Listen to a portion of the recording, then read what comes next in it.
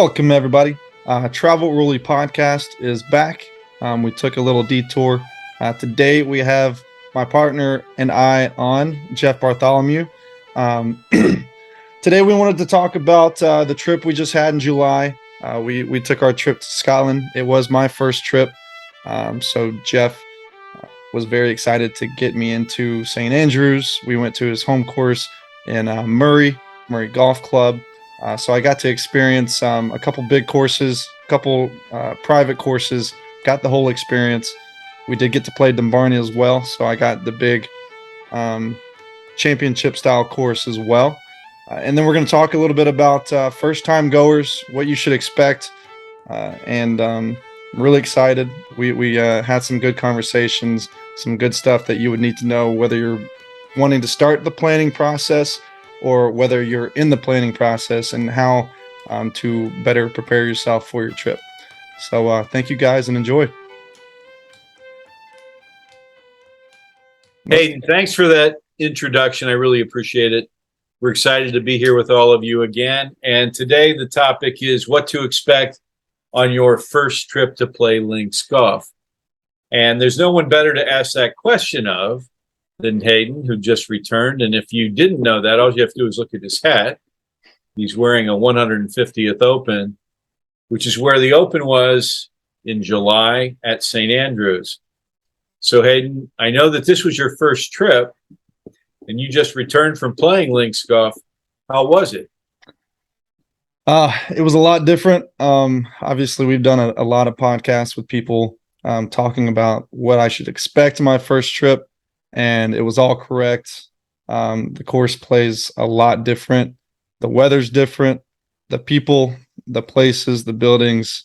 It was.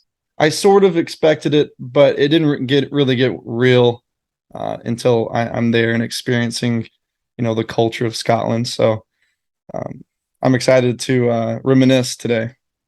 Excellent. So you went to Scotland. We went with some clients of ours. It was a wonderful trip. And you got to spend time in St. Andrews. What are your impressions of St. Andrews? Well, immediately when I got there, we went straight to the Open on Friday. So being able to see the atmosphere of an Open championship, all the people coming, the crowds, it was really surreal in that moment. And that was the first time I'd seen a course, and I'm walking up to the old course and I just see everybody, the guys on the course playing and people watching. And I wasn't expecting to feel like that for sure. I wasn't expecting to feel so overwhelmed with like how cool everything was and how real, like the moment of being on one of the oldest courses ever. It hit me for sure. Excellent. Well, yeah, you also got to spend some time in and around St. Andrews. Did you enjoy the town of St. Andrews? Yeah. So one of the parts I like is there's not really there's a very small pro shop with some merchandise, but right outside the course is just lines of merchandise stores where people are selling all kinds of St. Andrews merchandise and apparel, and pubs right there next to the course. You walk off of 18 and there's a pub down into a little alley, and then there's the Dunvegan that's right on the corner. And that place, we never saw it without 200 people inside. We barely found a seat every single time. But the city is nothing like I've ever experienced before. So being my first Scotland city to see, St. Andrews it just felt way different than anything I've ever experienced before. The type of buildings that you see, I made a joke. It's like, you're in Game of Thrones. It's like an actual show. So that was kind of funny. Y'all probably thought I was dumb, but that's kind of what I experienced. I fully understand that. Yeah, when I tell people about St. Andrews and the university, I say just think of Hogwarts. Mm-hmm. That's what it looks like to me. So we put together a really fun trip, I think. And how did it meet your expectations? Did it meet your expectations? It definitely met my expectations, and I think my expectations are strictly from what I hear from you and the other guys that have been.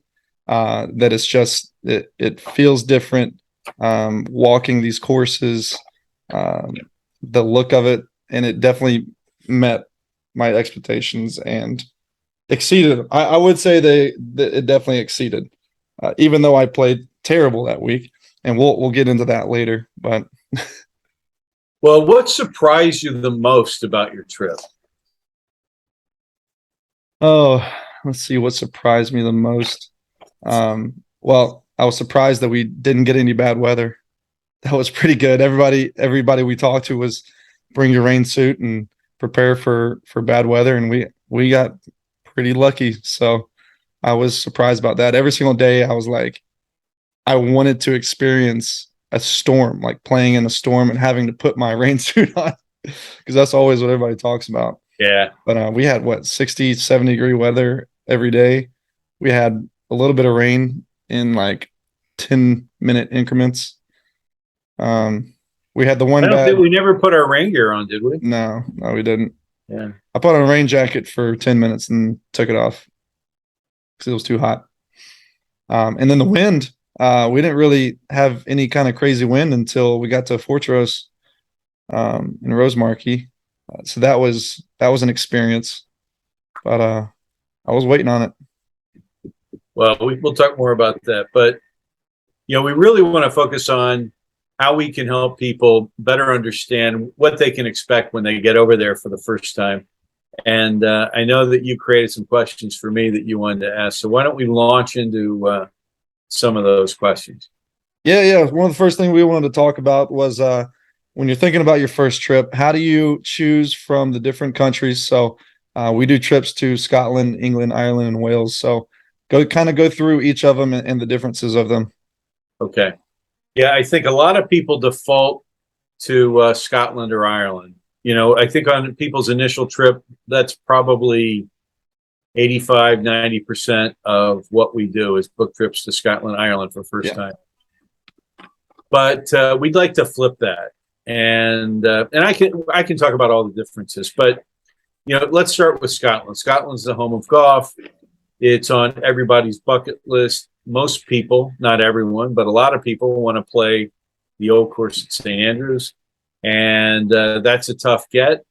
Getting a tee time there can be very difficult and or very expensive. So there are a lot of wonderful courses in Scotland, including a lot of other Open Championship courses like Carnoustie and Troon and Turnberry and Muirfield. So those are all there, and those are all available to be played as well. But Scotland is the home of golf, and it's an amazing place. There are more golf courses there per capita. And in Scotland, what we find is that the golf is very egalitarian. There's not a caste system where, you have to be in a certain class to join a club or to play. It's for the most part, it's open to everyone. So you'll play golf in clubs like mine. You'll play with a doctor, a lawyer, a milkman, a postman, a woman Butcher. a butcher, a hairdresser, all of those. So Scotland's very egalitarian. I think with Ireland, what you get is they're known for their hospitality. So we love Ireland. We love the courses there. And they like Scotland, they've got a tremendous amount of links golf courses. And we think that Ireland's a wonderful place, not only because you can play around certain centers like Dublin, Northern Ireland. There's a host of courses up there. The south of Ireland has some great courses. The west is coming up with some nice courses. But I know you'll agree we're very high on the northwest of Scotland, where you've got 3 tremendous courses at Rossapena. You've got Portsalon. You've got the redone Nairn and Portneuf course, and you've got Crush Island. It's a wonderful area that's really undiscovered. So, we want to see a lot of people go there, and we'll be announcing a trip there in the not too distant future to up there. Now, England, we particularly like. England is really has some amazing courses. So one of the trips we've got scheduled for next year, we've got a father and son who are going, and we've got them booked into the West Coast, Northwest Coast. So they'll be able to play Royal Liverpool, Royal Lytham, Royal Birkdale, and Southport Ainsdale. So you've got 3 Open Championship courses, and you also have a Ryder Cup venue. Then we'll transport them over to the other side of the country, and they'll play. There are 3 other Open Championship courses there. You've got Royal St. George's, Royal Cinque Ports, and you've got Princess. So 7 courses in 2 areas that have amazing pedigrees.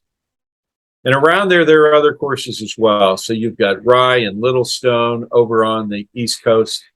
And there are a lot of clubs around London. So we booked these folks into Rye, into Woodhall Spa, which we're excited about. But again, another area that we think is really undiscovered and just amazing golf is down in the southwest of England. You've got Cornwall and Devon, large counties with amazing golf courses like St. Enodoc, Westward Ho, Ganton, and the list goes on. There's some amazing golf down there, less crowded, and just a beautiful part of the UK. And then finally, we've got Wales, another place that we're very high on. And Wales is a really interesting place. In the north, a lot of people up there still speak Welsh, so you'll run into that. And if you're a soccer or football fan, you'll know that there's Ryan Reynolds and I forget the other gentleman's name, bought a football club up there called Wrexham. So that's fun. And that's not too far from some wonderful golf courses up north, like Royal St. David's and Conwy, and others. And going down the coast, you've got Aberdyfi, and then you get down to Pennard and Tenby and Southern Down and Ashburnham and Royal Porthcawl. And I apologize if I'm leaving any out, but these are amazing golf courses, very friendly people, beautiful settings. And it's typically a lot more affordable than the other 3 countries that I just mentioned. So it's a wonderful value when you go to Wales. So Yeah, 4 great countries, all wonderful. We love all 4. We've been to all 4. and some of those courses, I believe, are private. Can you go over if you're able to get how hard it is to get on some of these private courses, and if you're allowed to? Yeah, that's a great question. The vast majority of courses, well, I would say they fall into 2 categories. They fall into championship resort courses. So courses like Castle Stewart, Trump International in Scotland, Dumbarnie, Kingsbarns, Dundonald. These are all wonderful championship style links courses that are resort courses. So anyone can play. Virtually, well, and then St. Andrews is technically a public course. It's owned by the town of St. Andrews. It's held by the St. Andrews Links Trust. But the vast majority of courses are private. And so when you go to a club, I remember them telling me, we're giving you a temporary 1-day membership to be a member. So, that we played at my golf club, which is Murray up north. And that's a private club, but they allow visitors. Carnoustie is a private club. They allow visitors. Royal Troon, Prestwick, private clubs that allow visitors. So, and does that make it harder to get tee times, or does that mean you only have an allotment of tee times for you? It does make it hard. So they've got large memberships typically. Their members want to play at the prime times. So it can be difficult to get times on the weekends. So what we typically do is book our guests onto members courses during the week and on those championship or resort courses on the weekend. One that's particularly difficult to get on in Scotland is Muirfield. They're only available, tee times are on Tuesdays and Thursdays, and those are very limited. That's a very difficult course to get a tee time at. And when you look at the other countries, it's very similar. So, but I would say even more so, more heavily weighted towards private clubs. So when you think about all those courses I named in Scotland, or excuse me, in Wales and England, they are all private courses. When I think about Ireland, as I go down the list of courses over there, they're largely private as well. The courses at Ross Penna, they've got 54 holes, and while they do have a club, there's no way that the membership could fill all three courses, so they're very open. Yeah. Especially since they just added a whole new course. So right, a very highly ranked course too, by the way. Yeah. So, they make you feel very welcome in those clubs. So yeah, and then on the other side of it, the Open Championship courses, can you explain the difference of how they treat you there and the feel that you're going to get at a championship course rather than a private club? Yeah, that's a wonderful question. And when you think about it, when you go to Carnoustie or Turnberry or Troon or Royal St. George's or Royal Portrush, these are big clubs with big time memberships. And so what happens is most people want to play those big courses, right? So they want to go to these courses that have hosted majors or courses that are just really highly renowned, like Ballybunion. That's never held a major, obviously. Royal County Down is another that's never held a major. St. Enedoc in England hasn't hosted a major. Royal Porthcawl in Wales hasn't hosted a major. So it's hosted a Ryder Cup, not a major.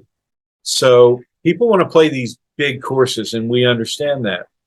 But it's a completely different experience than what you would find at what we would call members club.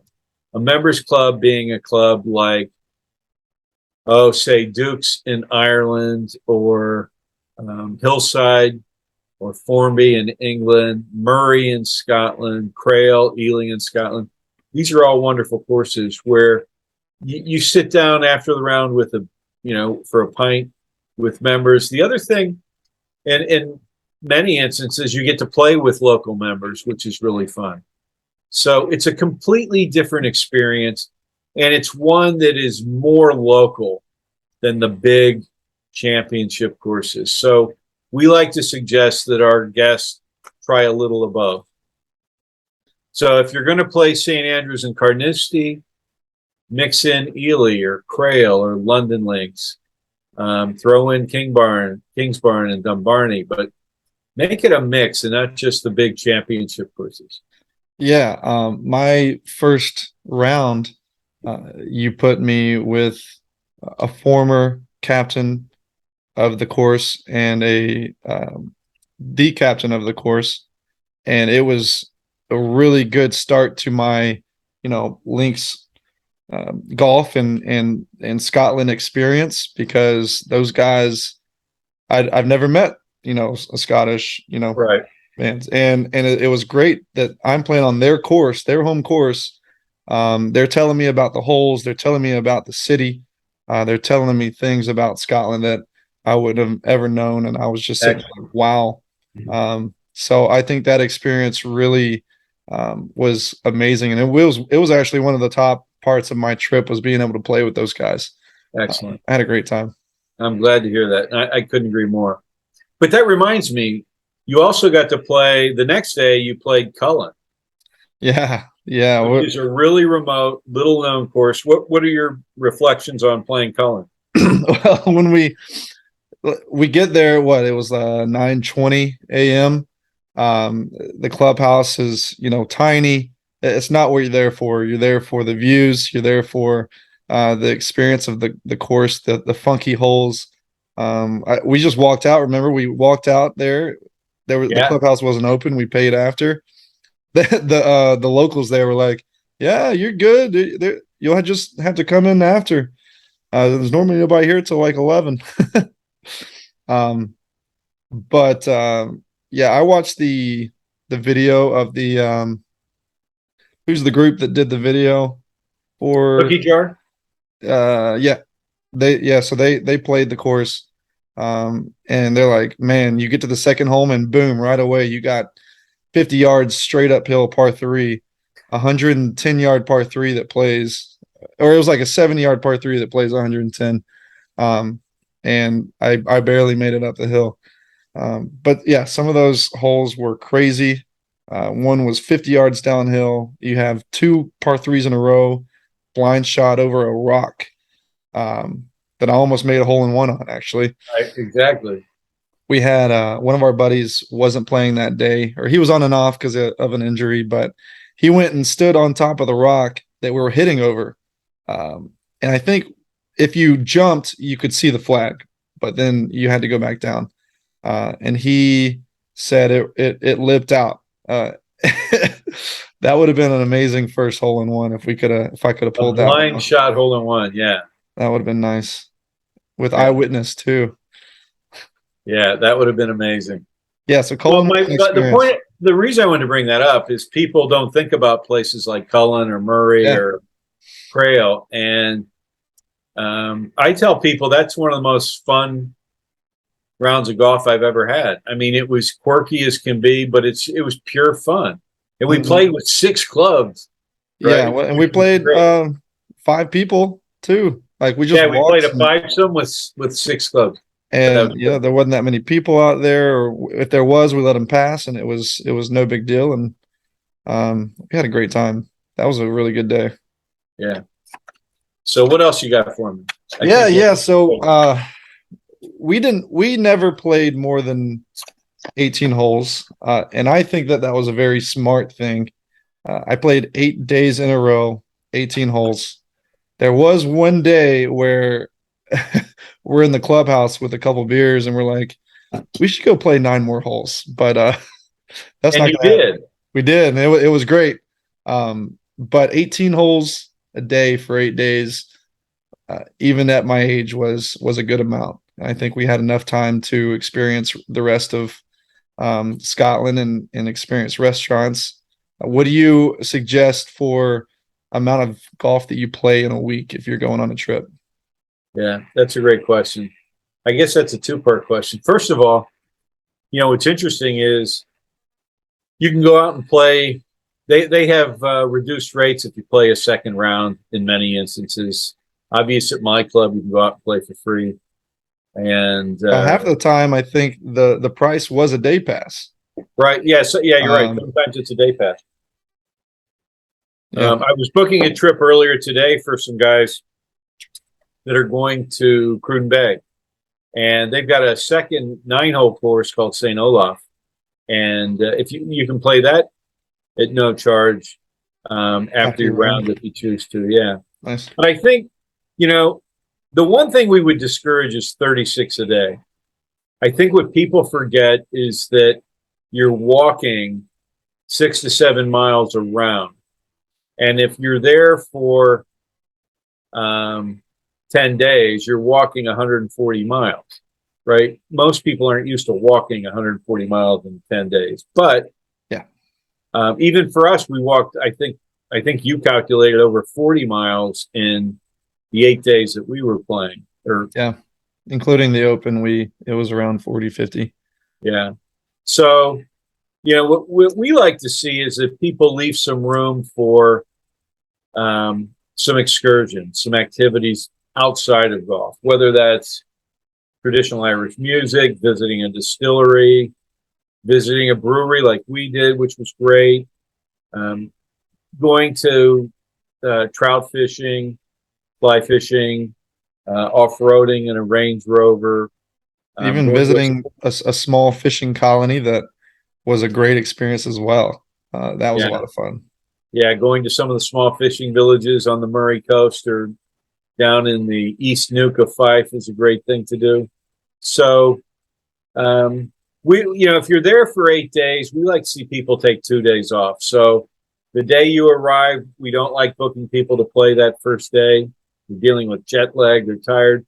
And then one day off in the middle of the week, and then we'll book them into a museum or a distillery or a guided tour of Dublin or what have you. So yeah, we don't like to recommend. We would never recommend 36 a day. Nice.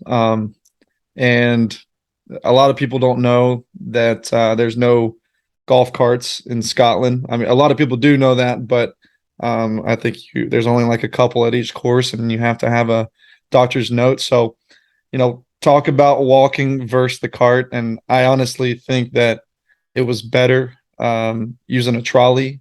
At home, you want to get done fast. You're playing these courses that you play all the time, and the cart is to keep the pace. But being able to walk and experience the views, the water, the ocean, the people, and enjoy the course, I think walking is actually better.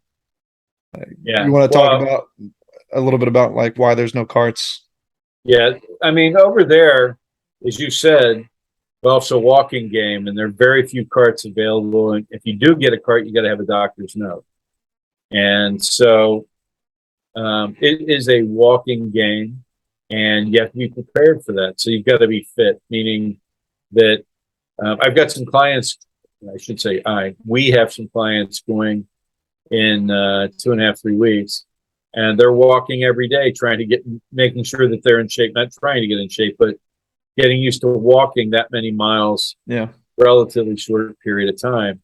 And it's a whole different perspective. So, what we try to get people to do is to walk, take a caddy if they'd like on the courses that have them, take a push cart, which they call a trolley over there.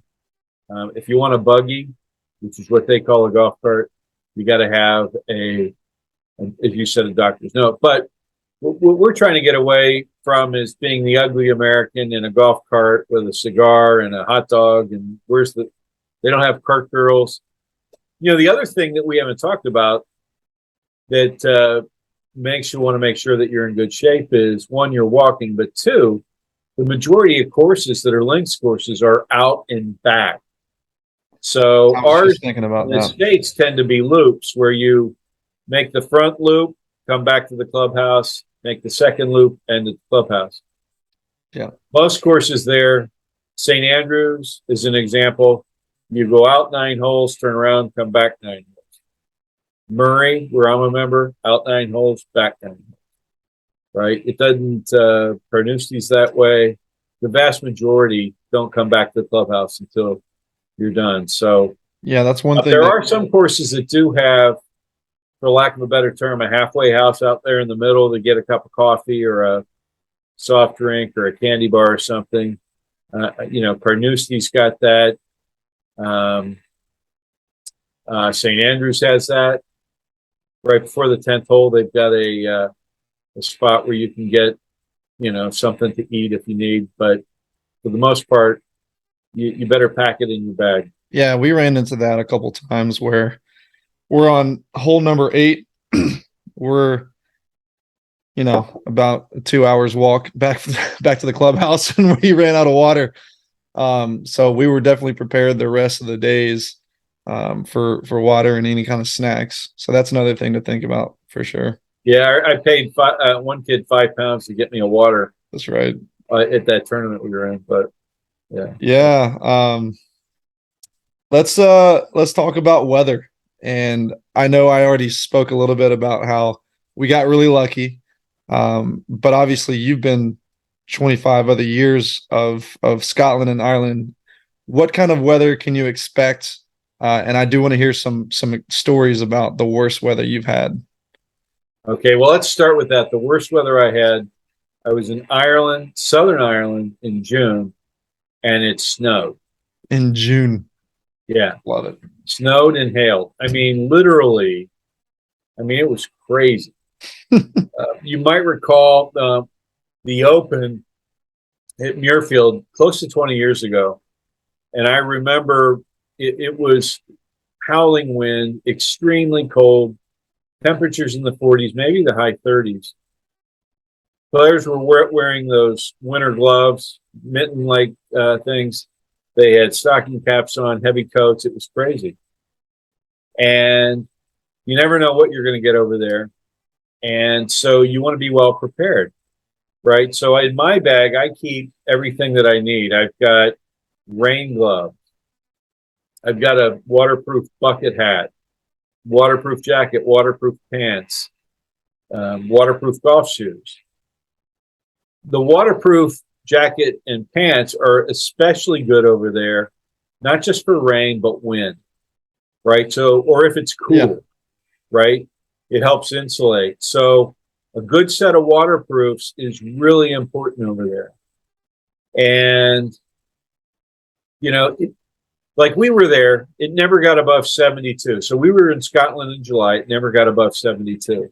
Now, it never got below 55. Well, maybe a couple nights. It was like one day we had a cold day. Yeah, but okay, but still, people aren't expecting it to be that cold. We couldn't wear shorts every day, right? So you needed to be prepared for that. So what we recommend is being extremely well prepared and carrying that gear with you every round, even when the weather forecast is no rain. Yeah. It could get windy, rain could pop up. It's an island in the middle of the North Atlantic. Anything can happen, and you want to be prepared. People over there talk about you're going to get 4 seasons in one day sometimes. So you want to be well prepared. And, you know, people ask this question a lot. Doesn't it rain a lot in the spring? Well, in reality, sometimes it's the opposite over there. There are parts of Scotland where the rainiest month is October versus the springtime. And the difference in rainfall isn't that great month to month. So we don't think that people should avoid going based on what the projected rainfall might be. The other thing to consider around the weather is the amount of sunlight. So June, July, and August have tremendous amounts of sunlight. So sun doesn't go down until after 10 p.m. and it comes up early. So in it was July, close to 11 p.m. We're like, right. I could be golfing right now. It was 11. I've golfed in darker weather right than when it was exactly. 11 p.m. Exactly, Hayden. And if you're, you know, they've got tee times as late as 6 o'clock, and you can get 18 holes in after 6 walking. Yeah. So that's the one major difference that's related to the weather, is that the spring and the fall have less daylight, which doesn't impact us that much because we don't want to play 36. What it does impact is the number of tee times available. So which is going to help at some courses. It's not that big of a deal, but yeah. I think what helped with me is I kept a very small rain jacket in my bag, like one that you can just ball up, and I left it there the whole week. And I used it 3 or 4 times where I didn't know I was going to need it. Where a pop-up storm came, I put it on for 30 minutes, and I just kept it in my bag. So that'd be another thing that I would advise for sure. Right. Good call. What about wind? We had an experience of wind where I play a draw, and I play a 5-yard draw maybe sometimes, and I hit that shot and it went about 30 yards. Right.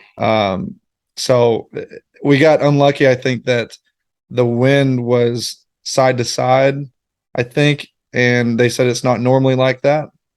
Or it was a different direction. I don't know. But when we played Fortrose and Rosemarkie, we got up to probably 30, 35 mile per hour. Our drives, you had no idea. You just hit and pray that you hit it far enough. But that was fun. Tell me about some experiences with the wind and maybe stuff that you have to do to combat it. Yeah, that's a great question. What we recommend is that before you go on a trip, that for at least a month in advance, you go to your local driving range at your club or elsewhere and practice hitting low trajectory shots. You got to keep the ball under the wind. I think the other thing is you need to embrace the wind, right? You're going to get wind over there typically. So learn to enjoy it as opposed to fight it. And that's a key to to playing well over there is not trying to overpower your ball. And they've got a saying over there: when it's breezy, swing easy. And you know, in a lot of instances, if you hit a fade or a big draw, you're going to want to leave that driver in the bag, because if it gets up high, it could go anywhere. We both lost our balls, and the one No, par five that the ocean was on the left, the wind was going right to left, and we both hit our. You hit your 3-wood draw shot, and it just took off. I couldn't yeah, see well, even far I enough found right mine though. in the rocks. I still made par, but We you're right. both did. You're right, Hayden. You know, when you think about it, here's what's interesting. On our trip at Fortrose, or that round there, I left my driver in the bag. I hit my 3-wood once, and I hit it out of play. Yeah, I was hitting 2 hybrid all day long and hitting it well. Not as far as you might with a driver, you still but won. I didn't lose any balls. And there were par 4s. This is an important lesson, where I was hitting 8-iron off the tee because I was directly downwind. And it would still leave me a gap wedge. Why would I hit anything more? Right? So there's a part about playing smart, embracing the wind, not trying to overpower the course. And I remember the first 5 years I was over there fighting the wind and shooting 100, right? I mean, there's no excuse for that. You just got to put the driver away, or you need to hit something that you can keep in the middle of the fairway or out of the gorse, out of the ocean, what have you. I remember the first round that I played after I joined Murray. I played it 2 days in a row. The 15th hole's a par 3, maybe, I would say 175 yards. And I birdied it 2 days in a row. The first day I birdied it downwind with an 8-iron. The next day I birdied it into the wind with a 2 hybrid. So a 6 club difference on the same hole, right? Yeah. 1 day apart. So that you got to be prepared for the weather, be prepared for the wind. Yeah. That definitely brought some challenges for us that day. So be prepared. Another thing that we're gonna go over is driving on the wrong side of the road.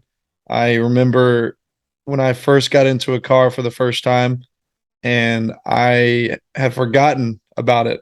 You started driving, and I was legitimately scared that you were driving on the wrong side of the road. But once I figured that out, I still was scared, because every single turn you do, I'm thinking, you know, this is wrong. I just feel this is wrong. So what do you recommend for people going over, never had experience driving on the other side of the road? I would suggest getting a driver, but what do you say? Yeah. Well, I think it depends. So there are a number of factors. One is budget, right? Can you afford to have one of our drivers? It's not that expensive, but it is more expensive than driving your own vehicle. Now, a couple of thoughts. I had a client recently, or prospect, who said, "Hey, we've been looking at your quote, and we think that that we're going to drive ourselves." And I said, "Well, why did you make that choice?" And they said, "Well, we can get a 9-passenger van and squeeze us all in." And I said, "Well, you can't. A 9-passenger van over there will comfortably accommodate 4 golfers with all their clubs and their baggage." So We barely made 5 fit. yeah, you could get a 5th in there, but you certainly couldn't get a 6th. Not comfortable. No. So if you've got a foursome, you could drive yourself. If you've got a 6-some, you're going to have to hire someone to drive, meaning we would drive you around. And when you get to 8, it's a break even cost wise. It's going to be the same as if you had 2 vehicles or a giant vehicle. But the other big issue there, Hayden, is that Americans can't get a license to drive a 12-seater over there. The maximum we can drive is a 9-seater. So, driving on the wrong side of the road for the first time can be unsettling, particularly if you have other passengers in the car. If it's, if it was you in a small, Honda driving on the wrong side of the road by yourself, you weren't concerned about anyone else's safety, you'd probably be fine. But when you've got others in a vehicle, it's a big vehicle. It can be difficult. Take into account, too, that you're landing early in the morning. You may not have slept well on the flight. You may have a 3-hour drive ahead of you. You're also driving on the wrong side of the car. So right, driving on the wrong side of the road. Right. And, if you've got a manual shift, you're shifting with the left hand instead of the right. Yes, the pedals are just like they are here, but you are shifting with your left hand. The other thing about driving over there, they're very serious about drunk driving. So you can't drive after drinking. The other thing is that there are roundabouts everywhere. And if you haven't driven on a roundabout, particularly one that's 6 lanes, merging into the roundabout, going 30 or 40 miles an hour, that can be a hair-raising experience. If you're staying outside of busy city centers, like we would never recommend someone driving in London, but if you're driving around Edinburgh, it's difficult. Dublin is difficult. The rest isn't so bad, right? When you get outside of those big cities, it's not that bad. But besides, it's up to you. We're comfortable having our drivers safely drive you around. The other thing, our vans we stock with sandwiches and beer. So when you get in after a round, you just sit down, have a beer, have a sandwich, enjoy the round, and not be worried about having to drive. What were those little cookie things that y'all had? Yeah, we like to load our car with 2 things: cans of Pringles and hobnobs. Hobnobs. They're cookies, but they call them digestive biscuits. So we think they're healthy. They're like wheat biscuits covered with chocolate and/or caramel, and they're very healthy. Yeah, another thing, if you're going to drive a van by yourself with 3 other people, half of the time we were on a 1-lane road. So every quarter mile there's a place to stop, and these turns you're not going to see the corner, and a van is very it's going to be large, it's going to be scary. Right. So it's another thing to think about. Right. Yeah, so a lot of these we were talking about the private courses, the open courses earlier. A lot of these courses, the bigger names, are going to have caddies. Me being a caddy back in the day, I would say always get a caddy and always tip them well. But we'll hear from you on when you suggest to have a caddy, how much it usually costs, what you should expect. Go ahead. Yeah, that's a great question. So there are a number of factors of why you would take a caddy, right? Because you could take a push cart. Push carts those trolleys are like 4 or 5 pounds around. Unless your father-in-law is paying for it. Well, good point. But I think if you get a caddy, they can be they range in price depending upon where you are, upwards of $80. And you throw in a $20 tip, it's $100. I would budget $100 if you're taking a caddy. Yeah.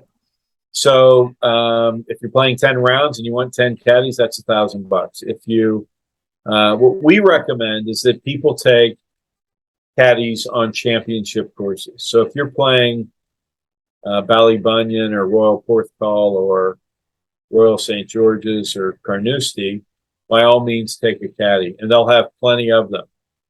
And they add to the experience. Everyone should take a Scottish caddy or an Irish caddy or an English caddy or a Welsh caddy at least once. They're fantastic, right? They make the trip more memorable. They're a local tour guide, basically. They'll tell you where to eat. where to, what pub to get a beer in, and so on.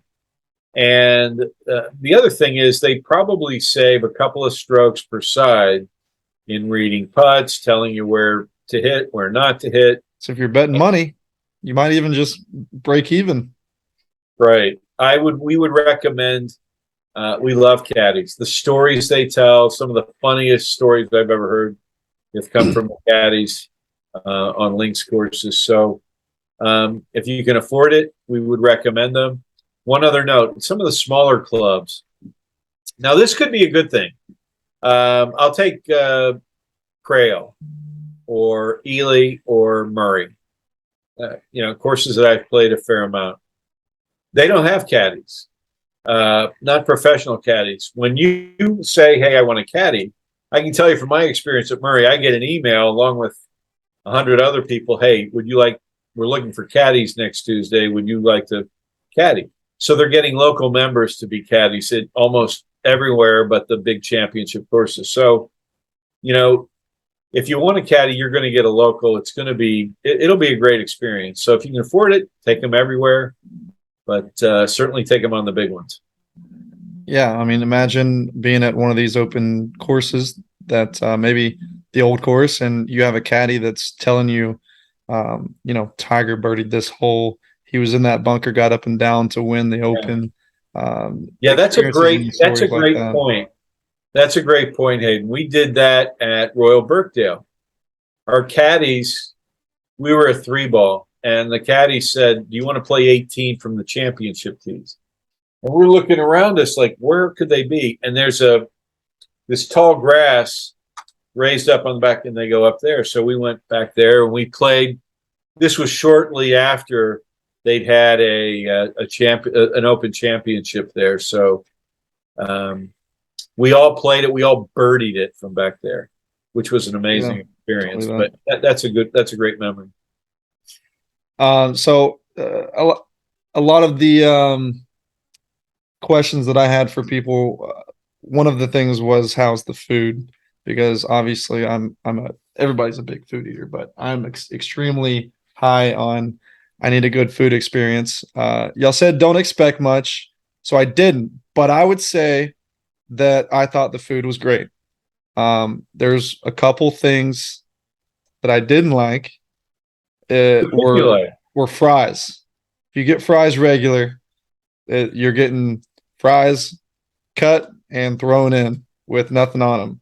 So if you like that, you like it. But I started to get cheese on top, and it changed the week for me. So, and I even got one of your buddies, Chris Spear, who is a member at Murray and has gone plenty of times. And he's like, wait a minute, let me try that. And his life was changed forever too. But I thought everything was great. I had fish and chips for the first time at the small. Real fish and chips. Real. No, I mean, I have never had fish and chips before. No way. So I've had it one time, and it was at the hotel that you guys said this has the best fish and chips. So I don't know if I can ever get fish and chips again unless I go back there, because it was amazing. Well, how did you like the fish and chips at Kimberly Inn? Or is that the one? That's the one, yeah, the Kimberly Inn. Yeah. So that's a great point, Hayden. That's one of the experiences that if you're up that way, we recommend you go to an out of the way place like Findhorn, this little town in northern Scotland, with the Kimberly Inn. The food there was incredible. It's the best fish and chips I've had by a mile. The fish is so big, it's falling off the plate. You get peas, which is really great. Jeff never gets the peas. Well, no, that was Chris. I love the peas. But so the food across the region, across the British Isles, the one thing I would recommend is that you eat locally, right? Like in Ireland, you get a lot of lamb. In Scotland, you get a lot of salmon and seafood. In England, it seems like they have a lot of beef, and the same is true in Wales. But they have great fresh produce over there. They've got wonderful meat. They've got wonderful poultry and seafood and wild game. And so what we recommend is that you eat the local food and don't eat hamburgers. which Yeah. might be your natural inclination. I guess once in a while is not bad, but the food there is great. Breakfast is typically included. You'll get a full Irish, English, or Scottish or Welsh breakfast, which is typically eggs of your choice, sausage, bacon, blood sausage, fried tomatoes, and baked beans, or some variety of that, with toast and coffee. That's really good. But you can One only do thing, that. You can only do yeah, that for so long. One of the things, Hayden, we discovered at Dumbarton was the bacon roll, which is yes. like, you talk about life changing. That's the most amazing thing I may have ever had. I know you were talking about it for weeks. Yeah, but in Um, Scotland you can get haggis. I mean, Haggis I balls were good. I you really may enjoyed the want to haggis try balls. those. Yeah.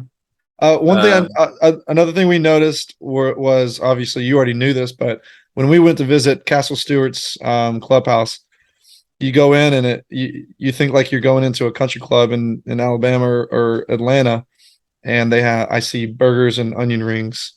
yeah, So you go to those courses where it's more Americans, they're gonna give you American style food. So yeah, that's a great comment. Particularly in Scotland, where they go out of their way to treat Americans well. They've really tried to woo Americans to play over there. So when you go to Trump International there, when you go to Castle Stewart, Kingsbarns, Dumbarton, Dundonald, they've really built an experience for Americans, and you can get American style food. The Dunvegan in St. Andrews caters to Americans. So my recommendation is to, um, eat the local stuff. Even at the Dunvegan, you can get a hamburger, but you can also get a great fish and chips. I had a wonderful steak pie during the open there, if you remember. So yeah, that was excellent. The food throughout the British Isles is very good. I forgot one other point I wanted to make there.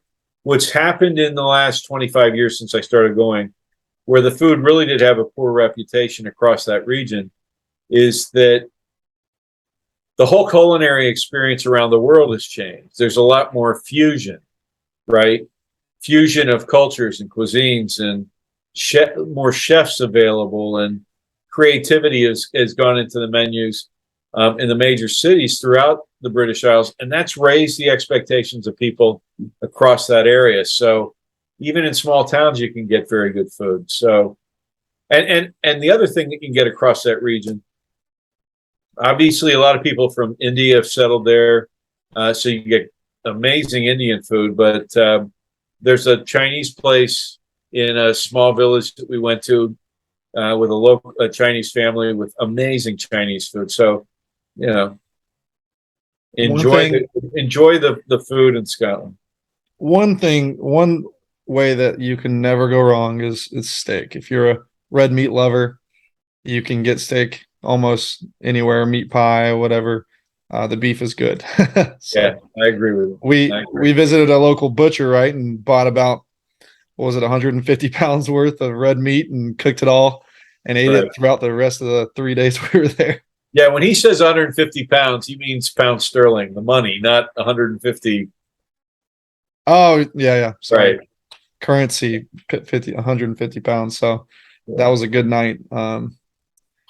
So when you're planning a trip, do you like to book everything for the customers, as in every minute of the day, throughout the day? What do you suggest? Yeah, that's a really good question. We have clients who would like us to do that. And they're typically people who want to play a lot of golf, 36 a day, and or want every minute planned. And what we like to talk about is we want to build in time for self-discovery, where you discover your favorite village or your favorite pub or your favorite restaurant, and that you really allow serendipity to come into play.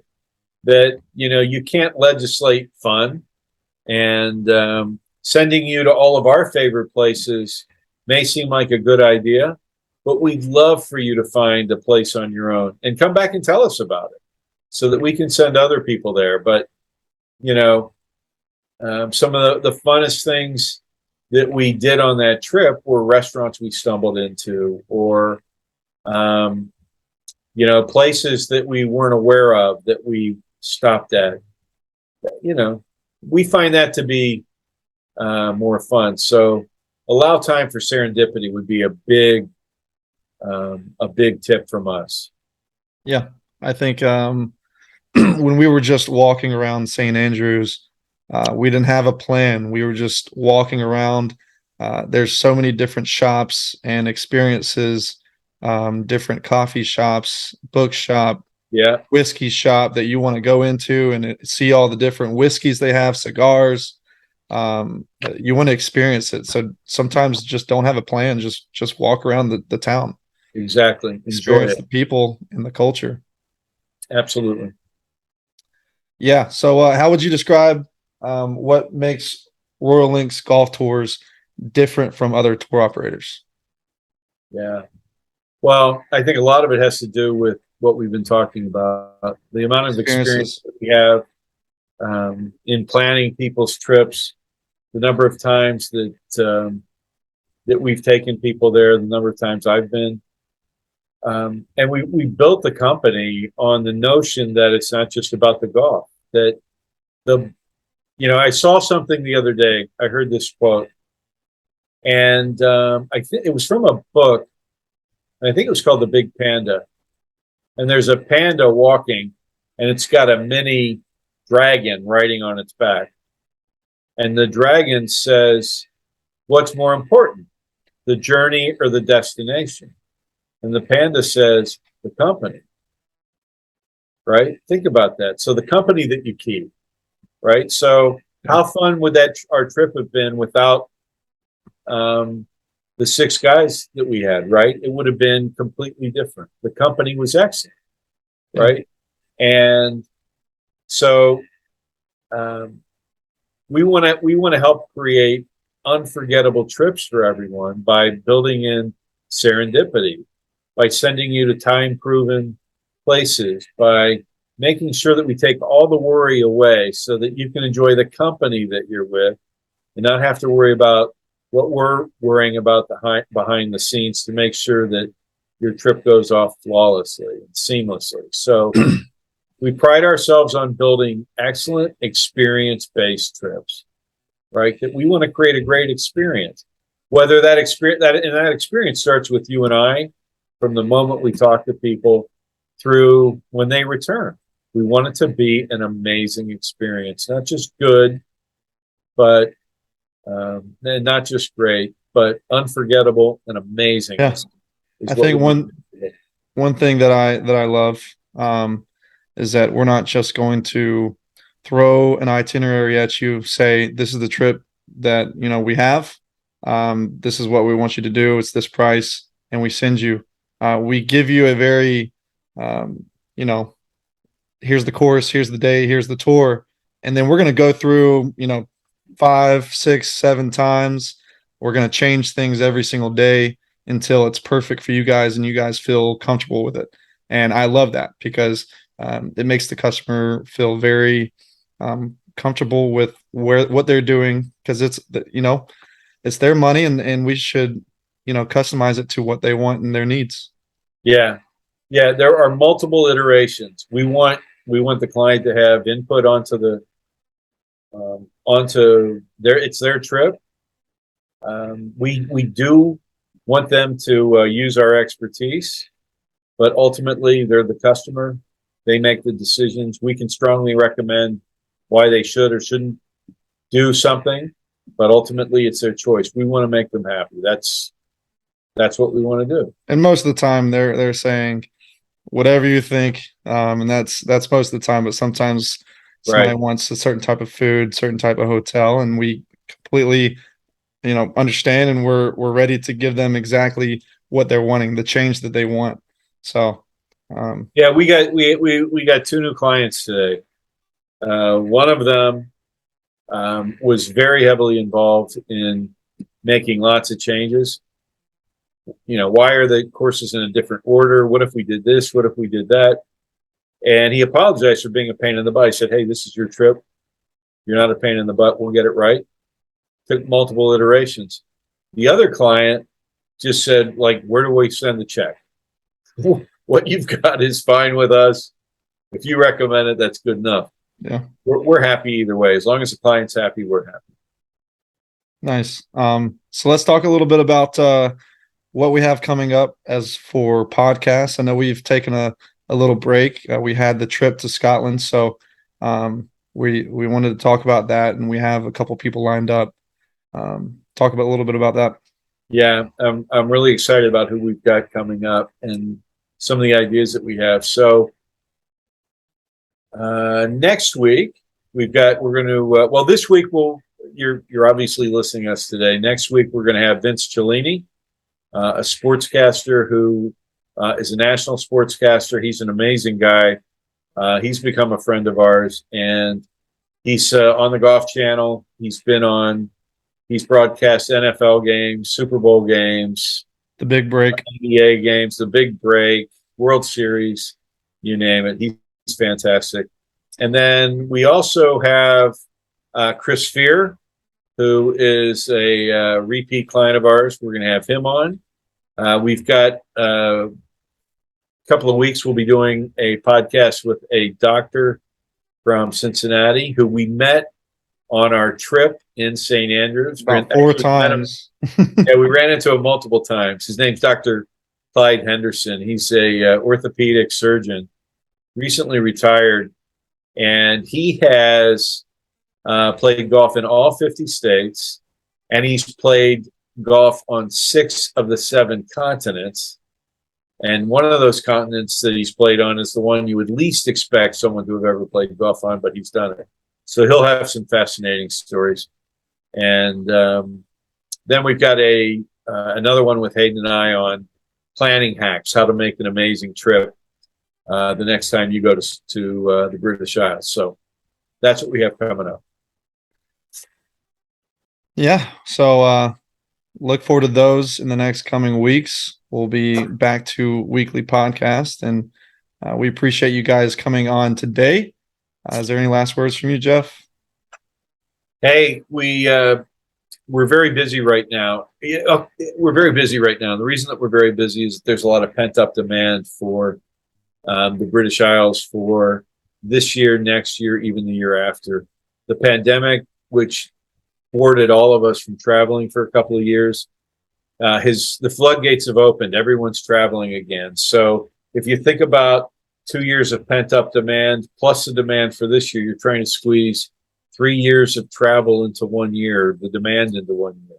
So naturally that spills over into next year. And, you know, we literally have a lot of trips planned. We're in the planning process for next year.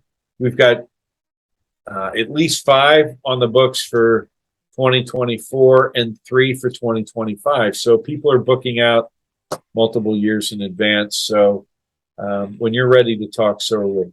Yeah, and that's a good point to end us off. How early do you suggest starting the planning process? Yeah, that's a great question. You know, right now it's August. By the time, this will probably air September 1st or so. And if you wanted to go next spring in a shoulder season, we can work with people to get them in the April, May timeframe or in the September, October timeframe.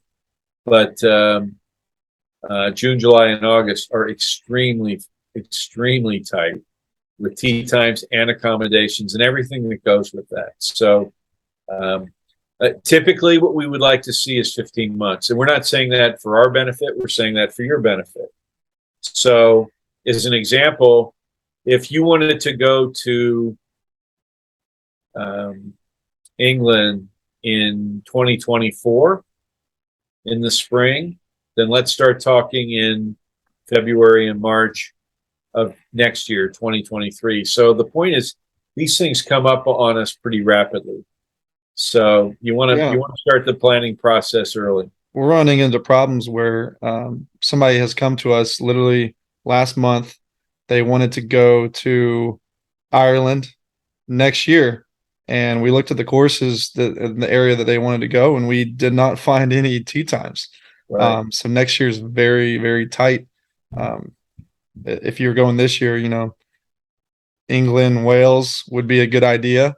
but Exactly. Scotland and the popular parts of Ireland are going to be a no-go. So that's why we've started a lot of trips into 2024. Exactly. Thank you guys again for joining us. Like we said, we have some good podcast guests that are in line the next couple weeks. And then if you are thinking about planning and you want to go in 2023, now is the last time. We'll see if we can find a couple spots for you guys that still have tee times. But 2024 is where we're basically starting our planning right now. And he said, January, February would be a good time to reach out. Or if you wanted to get some budget ideas, we're doing that with a couple people right now as well. So thank you guys again for joining in, and we'll see you next week.